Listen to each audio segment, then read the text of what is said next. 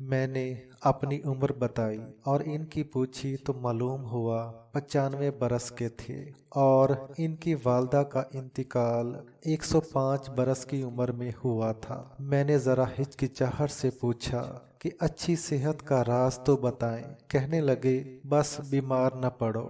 میں نے کہا یہ تو ہمارے بس کی بات نہیں۔ ہنستے ہوئے کہنے لگے بس کی بات ہے۔ میں نے کہا آپ بتائیں، میں ضرور عمل کروں گا۔ میرے قریب آ کر آہستہ سے کہنے لگے منہ میں کبھی کوئی چیز بسم اللہ کے بغیر نہ ڈالنا، چاہے پانی کا قطرہ ہو یا چنے کا دانہ۔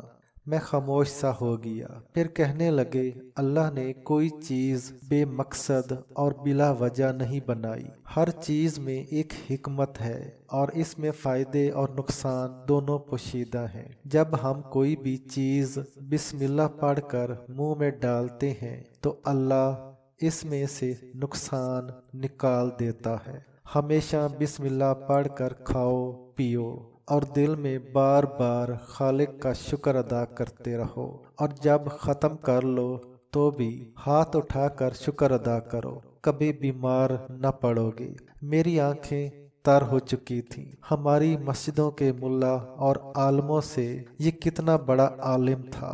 دیر ہو رہی تھی۔ میں سلام کر کے اٹھنے لگا تو میرا ہاتھ پکڑ کر کہنے لگے کھانے کے حوالے سے آخری بات بھی سنتے جاؤ۔ میں جی کہہ کر پھر بیٹھ گیا۔ کہنے لگے اگر کسی کے ساتھ بیٹھ کر کھا رہے ہو تو کبھی بھول کے بھی پہل نہ کیا کرو، چاہے کتنی ہی بھوک لگی ہو۔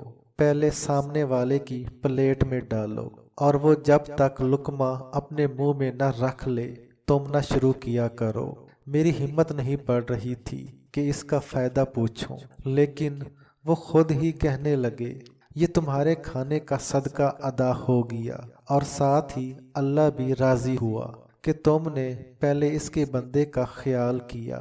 یاد رکھو غذا جسم کی اور بسم اللہ روح کی غذا ہے۔ اب بتاؤ کیا تم ایسے کھانے سے بیمار پڑ سکتے ہو؟